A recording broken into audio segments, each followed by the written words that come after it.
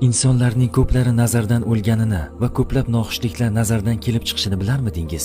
Payg'ambarimiz alayhisolatu vassalom aytganlari kabi, nazar tuyani qozonga, insonni mozorga olib boradi. Qabristondagi ko'plar nazar tufayli vafot etishgan. Ko'plab noxushliklarning sababi ham shudir.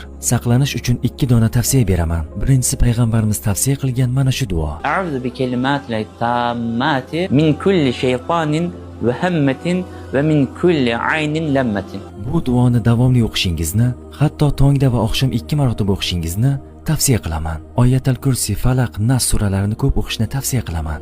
Eng muhimi do'stlarim, Alloh roziligi uchun qilgan yaxshi ishlaringizni yoki go'zal xabarlarni atrofga yoymang. Baxtingizni past ovozda ayting. Chunki hasadning uyqusi juda yengil. Hojat bormi yoyishga? Do'stlarim, payg'ambarimiz alayhisalom buyurdi: ishlarni sir saqlagan yutdi. Ishlarini atrofga yoyganlari u ishni xayrini ko'rmaslar. Chunki nazar degan, hasad degan narsa bor.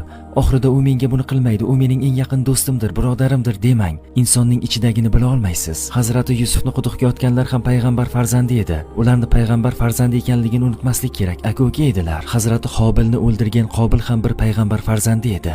Kimlar siz uchun sevinib nafratlanayotganini hech bir zamon bila olmaysiz. Shuning uchun duolar bilan hamda ishlaringizni sir saqlab, o'zingizni qutqarasiz va bolalaringizni qutqarasiz. Ishlarini sir saqlaganlar yutadi.